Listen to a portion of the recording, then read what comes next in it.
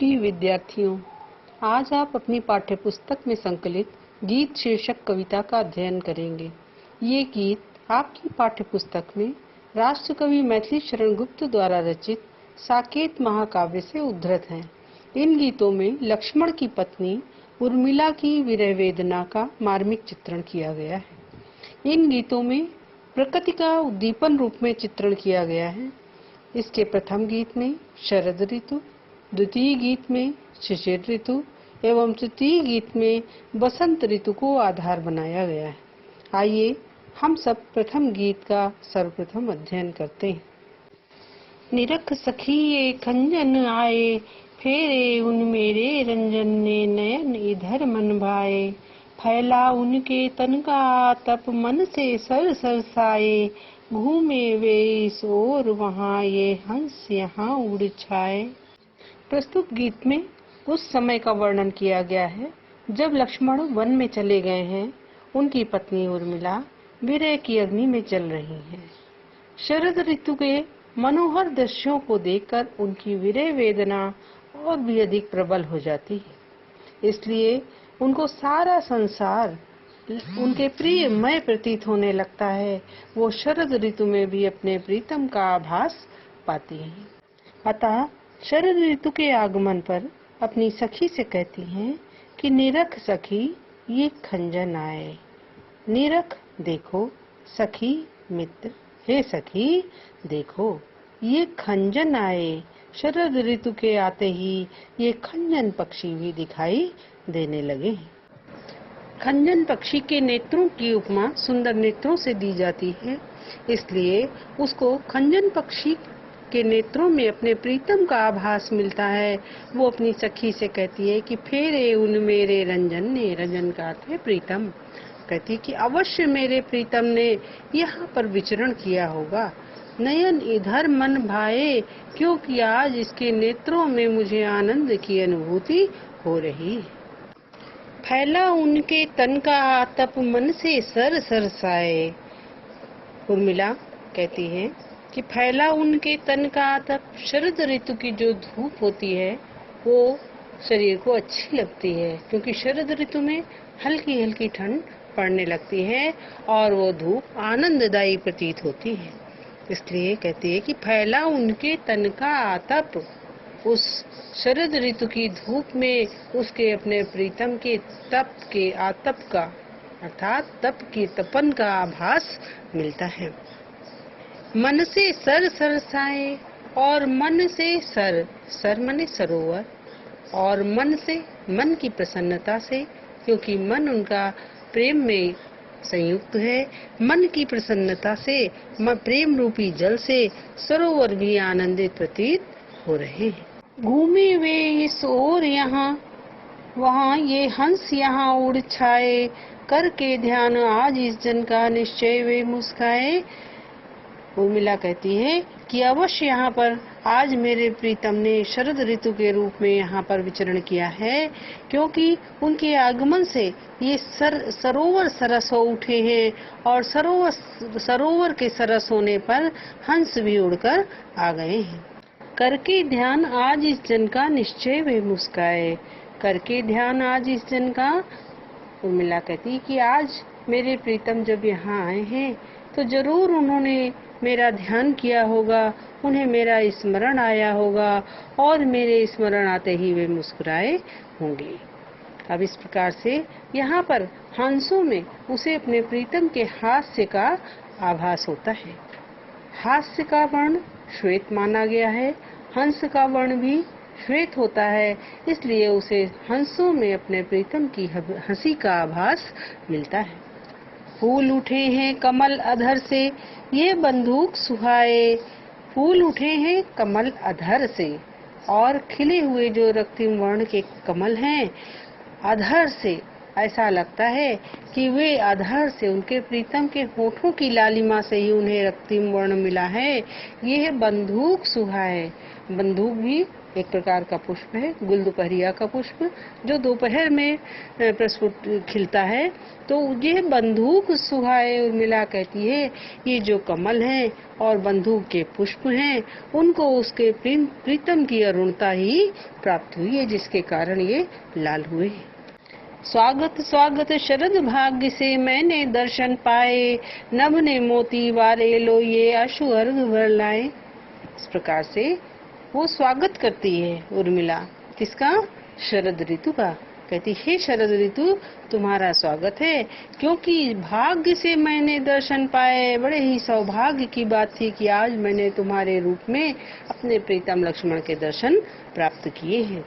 नभ ने मोती वारे लो ये अश्रु अर्घ भर लाए। नभ ने मोती वारे, और इस प्रकार से नभ ने आकाश ने, मोती वारे हैं, मोती निछावर कर दिए हैं। और आकाश से शरद ऋतु में किस प्रकार के मोती न्यौछावर होते हैं? ओस टपकती है, ओस रूपी मोती न्यौछावर होते हैं। प्रीतम के आगमन पर प्रसन्नता व्यक्त कर रहा है ये आकाश भी, उसने अपने ओस रूपी मोतियों को न्यौछावर कर दिया है। ये अश्रु अर्घ भर लाए, और वो वीरणी उर्मिला अपने नेत्रों में अश्रु रूपी जल से अश्रु रूपी जल को भर लाई है, जिससे वो अपने प्रीतम का अर्घ्य उतारेगी। अगला गीत देखें। शिशिर न फिर गिरी वन में, जितना मांगे पतझड़ दूंगी मैं इस निज नंदन में। कितना कंपन तुझे चाहिए ले मेरे इस तन में, सखी कह रही पांडुरता का क्या भाव आनंद में। प्रस्तुत गीत में वियोगिनी उर्मिला शिशिर ऋतु को संबोधित करती है, क्योंकि शिशिर ऋतु में ठंड अधिक पड़ने लगती है और उसके प्रीतम का निवास उस समय वनों में है, पर्वतों में है, इसलिए उससे याचना करती है कि शिशिर न फिर गिरी वन में। हे शिशिर, तुम ना फिरो। कहाँ? गिरी वन में, पर्वतों और वनों में विचरण मत करो। हे शिशिर, तुम पर्वतों और वनों में विचरण न करो। जितना मांगे पतझड़ दूंगी मैं इस निज नंदन में। जब शिशिर ऋतु आती है, जाड़े की ऋतु, तो उसमें पतझड़ आ जाता है, वृक्षों से पत्ते गिरने लगते हैं। तो इसलिए कहती है कि अगर तुमको पतझड़ ही करना है आकर के वनों में और पर्वतों में, तो तुम वहां पर ना जा करके मैं इस निज नंदन में जितना भी पतझड़ तुम्हें करना हो, प्राप्त करना हो, तो वो तुम मेरे इस शरीर से प्राप्त कर सकते हो, क्योंकि प्रीतम के वियोग में मेरा शरीर पतझड़ के सदृश हो गया है। कितना कंपन तुझे चाहिए ले मेरे इस तन में। और शिशिर ऋतु की दूसरी विशेषता क्या है कि जब जाड़ा अधिक पड़ता है तो कंपन होने लगता है, शीत के आभास से कंपन होने लगता है। इसलिए कहती है, कितना कंपन तुझे चाहिए, अपनी शीत की प्रचंडता से तुम्हें कितना कंपन करना है, और जितना भी कंपन करना हो तुम मेरे इस शरीर में वो कंपन देख सकते हो, क्योंकि मैं अपने प्रीतम के वियोग में नित्य ही कांपती रहती। सखी कह रही पांडुरता का क्या अभाव आनंद में। मेरी सखी तो ये भी कहती है कि क्या अभाव, पांडुरता का क्या अभाव आनंद में। पांडुरता कहते हैं पीलेपन को, और जब पतझड़ आता है तो पत्तों में पीलापन आ जाता है। इसलिए शिशिर को संबोधित करती है कि अगर तुम्हें पत्तों में पीलापन ही लाना है तो कितना पांडुरता का क्या अभाव आनंद में। मेरी सखी कहती हैं कि मेरा मुख मेरे प्रीतम के वियोग में पीला पड़ गया है, और अब मेरे मुख की उस पीलेपन को तुम ले सकते हो। जितना भी तुम्हें पांडुरता चाहिए, पीलापन चाहिए, वो तुम मुझसे ग्रहण कर सकते हो। आगे देखें। वीर जमा दे नयन नीर, यदि तू मानस भाजन में, तो मोती सा मैं अकिंचना रखूं उसको मन में। वीर कहते हैं भाई को, और उर्मिला यहाँ पर शिशिर को भाई के रूप में संबोधित करके कहती है कि हे वीर, जमा दे नयन नीर। अब शीत की क्या विशेषता है शिशिर की कि जब अधिक प्रचंड होती है सर्दी तो पानी जमने लगता है। वो कहती है अगर तुम्हें जल को जमाना ही है तो जमा दे नयन नीर, नेत्र रूपी जल को तुम मेरे जमा दो। यदि तू मानस भाजन में, और कहाँ पर जमाए? मानस भाजन में, मानस मन, भाजन पात्र, मेरे मन रूपी बर्तन में, मेरे मन रूपी पात्र में तुम मेरे नेत्र रूपी जल को जमा दो। तो मोती सा मैं अकिंचना रखूं उसको मन में, तो मोती सा, और जब मेरे आंखों के आंसू मेरे मन रूपी पात्र में जम जाएंगे, तो जिस प्रकार से मोती सहेज कर रखा जाता है, मैं अकिंचन, अकिंचन कहते हैं तुच्छ को, दरिद्र को, जैसे कोई दरिद्र मोती को सहेज कर रखता है, उसी प्रकार से मैं अपने उस जमे हुए आंसुओं को, जब तुम मेरे मन रूपी पात्र में आंसुओं को जमा दोगे, तो मैं उसे किसी दरिद्र की भांति मोती के समान सहेज करके अपने मन में रख लूंगी। हंसी गई रो भी न सकूं मैं अपने इस जीवन में। अब क्या स्थिति होगी उसके जीवन की? हास उसके जीवन से पहले ही चला गया। जब उसके प्रीतम श्री रामचंद्र जी के साथ वनवास गए, वो विरह की अग्नि में पीड़ित हुई और इस प्रकार से उसके जीवन से हंसी पहले ही चली गई और रो भी न सकूं मैं। और अब वो इस दशा में पहुंच गई है, जब उसका नेत्रों का जल शिशिर की प्रचंडता से जम जाएगा उसके मन रूपी पात्र में, तब वो रोने के योग्य भी नहीं बचेगी। कहती है कि हंसी गई रो भी न सकूं मैं, हंसी तो मेरी पहले ही चली गई थी और अब मैं रोने के योग्य भी नहीं रहूंगी। तो अपने इस जीवन में मेरे जीवन के दो ही पहलू होते हैं, कभी हंसना और कभी रोना, और ये दोनों ही भाव उसके जीवन से चले जाएंगे। तो उत्कंठा है देखूं फिर क्या हो भाव भुवन में। इसलिए वो कहती है कि तो उत्कंठा है, अब मेरी यही उत्कंठा है, यही जिज्ञासा है कि देखूं फिर क्या हो भाव भुवन। भाव भुवन रूपक अलंकार का सुंदर उदाहरण है। भाव भुवन में, भाव रूपी भुवन संसार में, भावलोक में, फिर इनके बाद और क्या शेष मेरे जीवन में बचेगा, क्योंकि ना तो जीवन में हास्य बचा और ना ही रुदन बचा। अब इसके बाद मेरा जीवन बिल्कुल निष्प्राण हो जाएगा। अब यही देखना है कि उसके पश्चात इस भावलोक में मेरे जीवन के लिए क्या शेष बचता है। मुझे फूल मत मारो, मैं अबला बाला वियोगिनी, कुछ तो दया विचारो, होकर मधु के मीत मदन पटु तुम कटु गरल नगारो, मुझे विकलता तुम्हें विफलता, ठहरो श्रम परिहारो। प्रस्तुत गीत में बसंत ऋतु का वर्णन किया गया है, क्योंकि बसंत ऋतु के सुहावने समय में चारों ओर खिले हुए फूल अपनी मादकता को बिखेर रहे हैं और विरहिणी उर्मिला उस वसंत ऋतु के विकास में कष्ट की अनुभूति करती है। इसलिए वो कामदेव को संबोधित करती हुई कहती है कि मुझे फूल मत मारो, हे कामदेव मुझ पर फूल मत मारो। फूल पुष्प बाण, कामदेव के तूणीर में पुष्प बाण होते हैं जिनके द्वारा वो काम बाण चलाते हैं। तो कहती है कि अब मुझ पर अपने काम रूपी पुष्प बाणों की वर्षा मत करो। मैं अबला बाला वियोगिनी, कुछ तो दया विचारो, क्योंकि मैं एक अबला नारी हूँ जिसका कोई सहाय नहीं है, ऊपर से बाला हूँ अर्थात युवती हूँ और वियोगिनी भी हूँ, तो कुछ तो दया विचारो। इस प्रकार से मैं असहाय युवती और विरहिणी नायिका हूँ, विरहिणी स्त्री हूँ, इसलिए मुझ पर दया करके अपने इन पुष्प बाणों का प्रहार रोक लो। होकर मधु के मीत मदन पटु तुम कटु गरल नगारो, होकर मधु के मीत, मधु बसंत को कहते हैं, होकर मधु के मीत तुम बसंत के मित्र हो। मदन कहते हैं कामदेव को, तो हे कामदेव तुम बसंत के मित्र हो, पटु अर्थात चतुर हो, कुशल हो, तुम कटु गरल नगारो, और इस प्रकार का तुम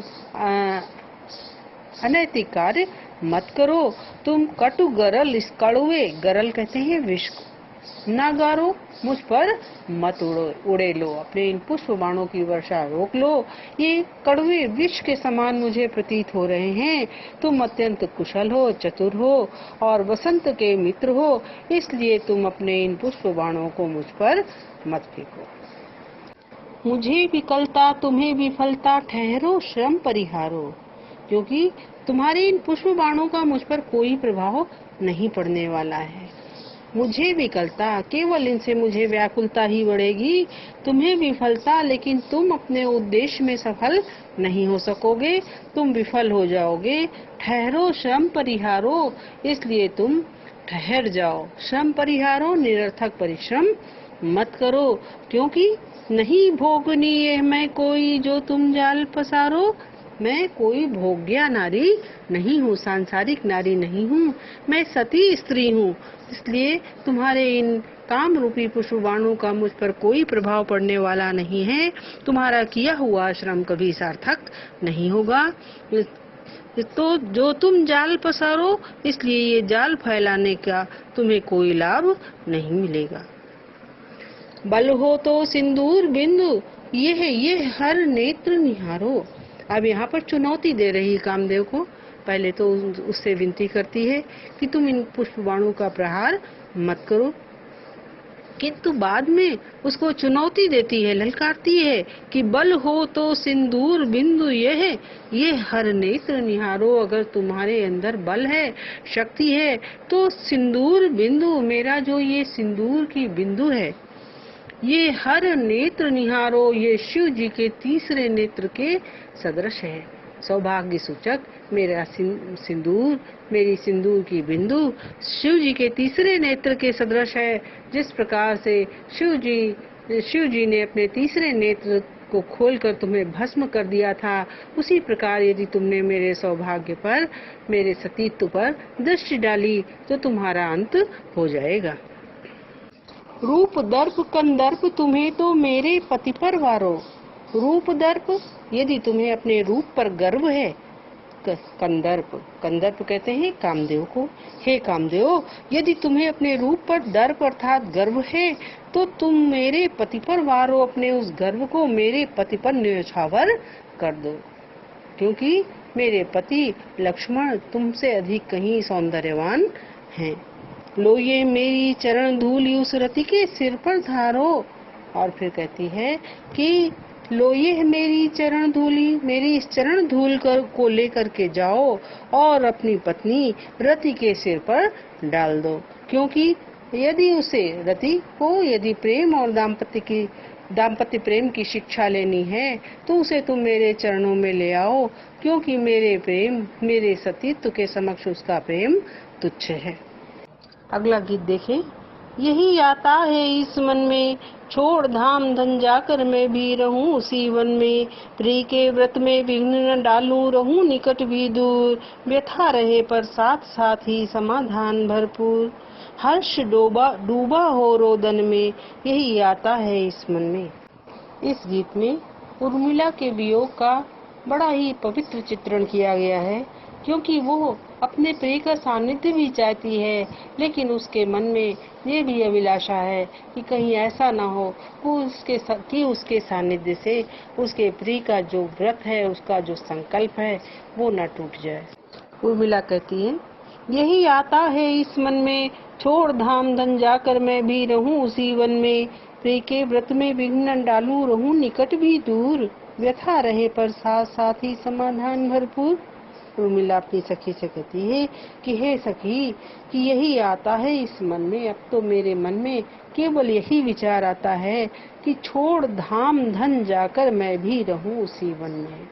छोड़ धाम, अपने गृह को, अपने निवास को छोड़कर, धन दौलत को छोड़कर मैं भी उसी वन में चली जाऊं जहां पर मेरे प्रीतम का निवास है।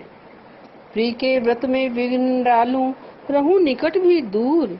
कहती है, मैं वहां तो जाना चाहती हूँ, लेकिन प्रिय के व्रत में, प्रिय का जो संकल्प है, जो व्रत है, उसमें मैं बाधक नहीं बनूंगी।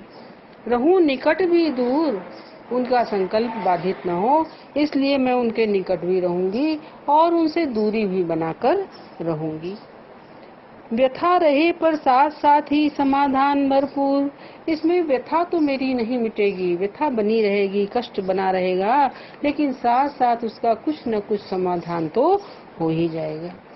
हर्ष डूबा हो रोदन में, क्योंकि मुझे उनकी क्योंकि हर्ष डूबा हो रोदन में, अर्थात हर्ष डूबा होगा, खुशी होगी कि मेरे प्रीतम मेरे सम्मुख हैं, लेकिन वो खुशी रोदन में, उनके आंसुओं में डूबी हुई होगी। यही आता है इस मन में, इसलिए मेरे मन में यही आता है कि मुझे कुछ न कुछ तो सुख की अनुभूति होगी ही, कम से कम मेरे प्रिय के दर्शन तो मिलेंगे ही, इसलिए मैं उसी स्थान पर चली जाऊं जहां पर मेरे प्रीतम का निवास है। बीच बीच में उन्हें देख लूं मैं झुरमुट की ओट, जब वे निकल जाएं तब लेटूं उसी धूल में लोट। क्या उपाय निकालती है कि उसके प्रिय का सामीप्य भी उसे प्राप्त हो सके, उसके दर्शन मिल सके और उनकी दूरी भी बनी रहे। इसलिए कहती है कि बीच बीच में उन्हें देख लूं मैं झुरमुट की ओट, मैं झुरमुट के पीछे से उसकी ओट में बीच बीच में अपने प्रीतम के दर्शन कर लिया करूंगी। जब वे निकल जाएं तब लेटूं उसी धूल में लोट, और जब प्रीतम उस मार्ग से होकर चले जाएंगे तब मैं उसी धूल में लोट लगाऊंगी, अर्थात उसी धूल को अपने हृदय में धारण करूंगी। रहे रत वे निज साधन में, इस प्रकार से वे अपने साधन में, अपनी तपस्या में रत भी रहेंगे, उनकी तपस्या में कोई बाधा उत्पन्न नहीं होगी। यही आता है इस मन में, इसलिए अब मेरे मन में यही विचार आता है कि मैं वहीं चली जाऊं जहां पर मेरे प्रीतम का निवास है। जाती जाती गाती गाती कह जाऊं ये बात, धन के पीछे जन जगती में उचित नहीं उत्पात। उर्मिला कहती है कि जाती जाती जब मैं अपने प्रीतम के पास पहुंचूं, उस वन में जाऊं, तो गाती गाती वहां के लोगों को, वन के लोगों को, पर्वतों के लोगों को यह बात बताती हुई जाऊं, ये संदेश देती हुई जाऊं कि धन के पीछे जनजगती में उचित नहीं उत्पात। यहाँ पर धन की निस्सारता को सिद्ध किया है उर्मिला ने कि धन के पीछे जनजगती में उचित नहीं उत्पात, धन के पीछे संसार में उत्पात मचाना कदापि जो है श्रेयस्कर नहीं होता है। धन के पीछे भागने वाले लोग कष्ट को ही जीवन में प्राप्त करते हैं, उनका अपनों से विच्छेद हो जाता है, परस्पर जो है वैमनस्य उत्पन्न हो जाता है। तो इस प्रकार से अनेक कष्टों को उन्हें जीवन में उठाना पड़ता है। इसलिए धन के पीछे लोगों को नहीं भागना चाहिए। प्रेम की ही जय जीवन में, क्योंकि जीवन में केवल प्रेम की ही सदैव विजय होती है। यही आता है इस मन में। अब मेरे इस मन में केवल यही विचार आता है कि मैं अपने इस धन दौलत को छोड़कर उसी स्थान पर चली जाऊं जहां पर मेरे प्रीतम का निवास है।